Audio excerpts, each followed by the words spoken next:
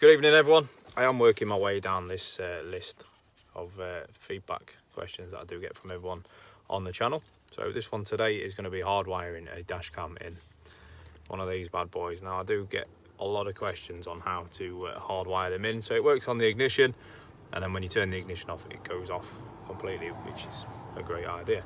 A lot of people, you get in the kit, you'll use the 12-volt socket fitting. Now that's great if your car 12-volt socket turns off with the ignition and back on, that's fantastic. If it doesn't, like this Skoda that I'm in now, it will stay live altogether. Now it's good in a way because it's always recording, but it's not great for the battery. And it's not good for your SD card either because it will just fill it up really quick and you'll find forever you are deleting or overwriting. So I'm going to show you how to hardwire it now using just basic tools, as in one basic tool. Multimeter, that's all we're going to need. I'm going to show you how to find the ignition live in the fuse box, and I'm also going to show you how to wire it in, so it's all nice and neat. And there we go.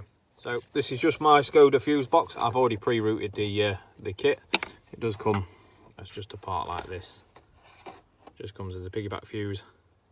Ignore the bent things, obviously this is a destroyed one, and just a plug there. So I've already fitted that, that's no problem. And then on the other side, if I just swing you around here, there's an earth lead for the kit, which is there. So I'll pop that onto an earth in the dash. You will see there's quite a few of them on this car in particular. Any earth is a good earth as long as you can tuck it away nicely. So I'll pop you back around to the fuse box. I've got my torch in there as well, just so it's easier for you guys to see. So we're ended up, this is all just fed through. I've done it off the camera, just makes life a load easier, and so you're not really watching a boring video. Start with this. Happy days. We're going to go now and we're going to find our ignition live. So again, use an earth spot with the black lead of the multimeter. Find a good earth, so particularly the earth that you're going to use for your dash cam.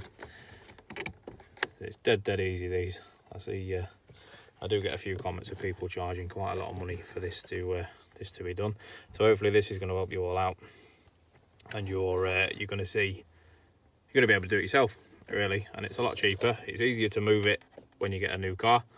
So here we go. So we're on the earth. The live's not attached to anything, it's just here waving around in my hand. Apologies for the bent pin, it's had an hard life, this multimeter. So what we're going to do is I'm going to hold this there, and I'm going to go and find one of these lovely fuses. I'll pop that there. One of these lovely fuses here is going to be our ignition live. So if I start just on this row here, just makes it easier for you to see. So the ignition is off at the moment, and that is a permanent battery live. So that's not going to be any good for our camera, as it will just run all the time, which is what we're trying to avoid. Go for this 30 ampere here. Again, permanent live is not really what you want for the dash cam. You want it to be able to turn on with the ignition and turn off without the ignition. So we'll have a look at this 15 ampere. So that's not reading a lot while it's turned off. So my lovely assistant, Lexi, is going to turn the ignition on now, and we'll see if we get an ignition feed.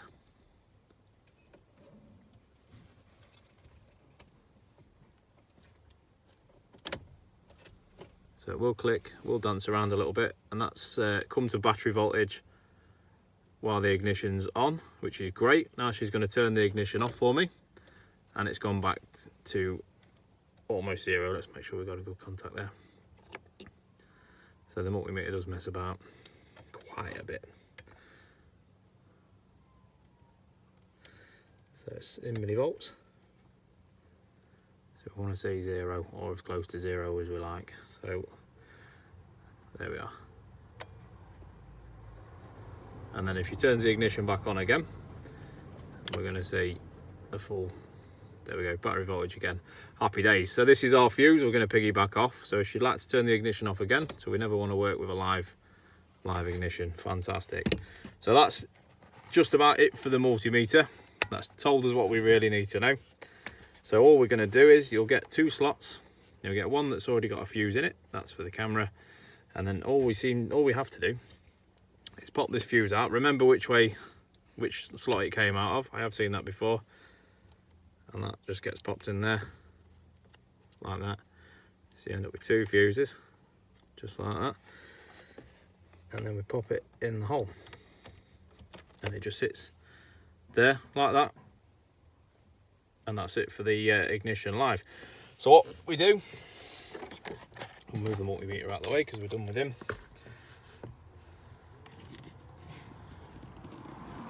Just pop it down this side.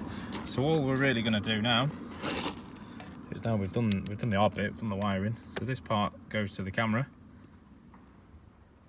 So it just plugs into the camera. So all we're going to do is we're going to route that up the side of the car. Like I say, I've moved trims just for the ease of showing it on the video. So my lovely assistant's going to hold the camera and show you what I'm doing. So all we're going to really do is go from this end panel, and we're just going to feed it into the trims. So we're just going to tuck it into the trims. Bear in mind, this is all going to be lovely and out of the way, so it's not to be seen. And you can disconnect the camera if you don't want it in view, if you're not going to be with the car for a while. So you can disconnect it, and this is not going to affect any of the wiring. So it's just in there like so. And all we're going to do is just neaten it up.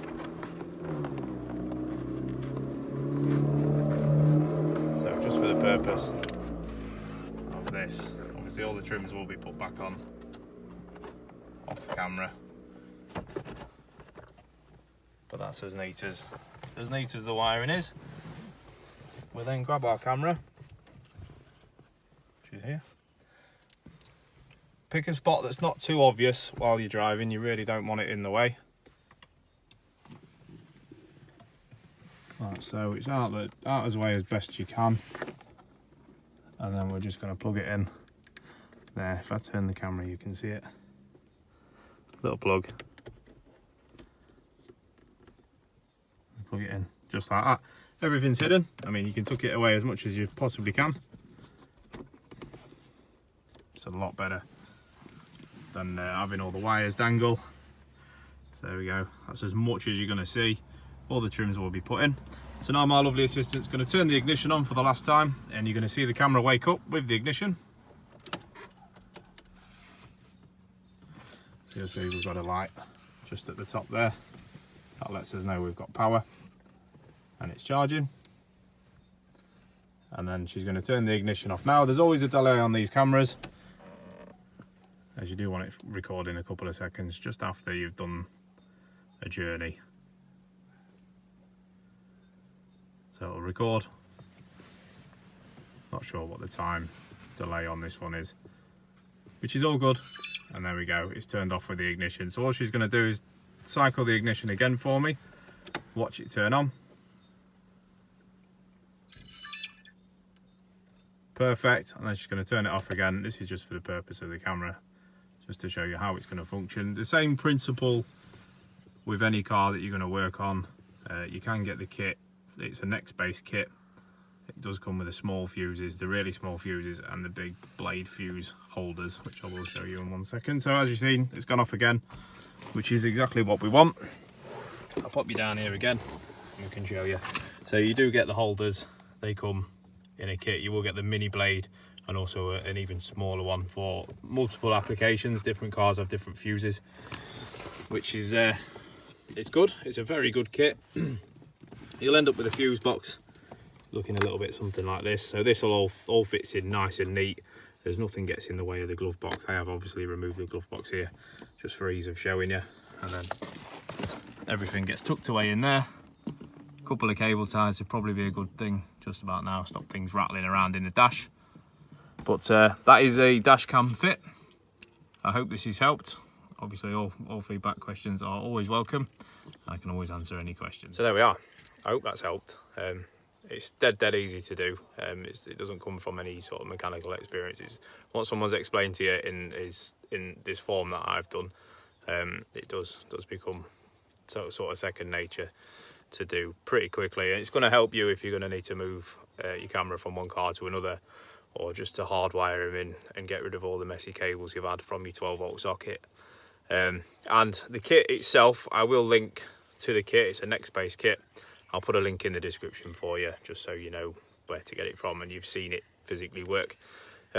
what I would say is always work with the ignition turned off, and if you've got an instruction manual, which I can show you now, this is gonna possibly save you a bit of an arse ache as well, because you can unplug fuses that will bring fault codes into your car, such as airbag bits and bobs like that. If you were ever to unplug an airbag fuse or something like that, you will stick with a fault on your dash. So if you've got an owner's manual, have a check what the fuse is before pulling it out.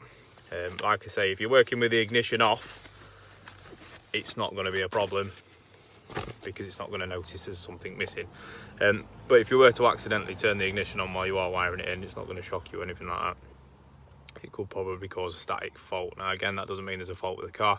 It's just registered as a fuse not plugged in, so it's not got a live from somewhere. So like your airbag, you can't just turn the ignition on and back off and it will clear it. It won't, not on Skodas anyway. You have to have a diagnostic kit ran on it to clear the code properly. So that's my only bit of advice really. Take your time. Braking trims and that is very well, you can do it quite easily.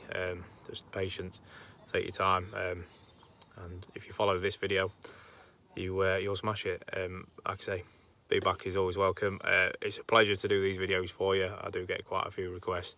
It's brilliant that you want me to show you these, and hopefully I can show you in a way that's not going to be over complicated like the manuals tend to show you, because they can over dramatise things. So again, hopefully it's a great way of showing you. It's been a pleasure to do this video, like I say, and I'll see you in the next one.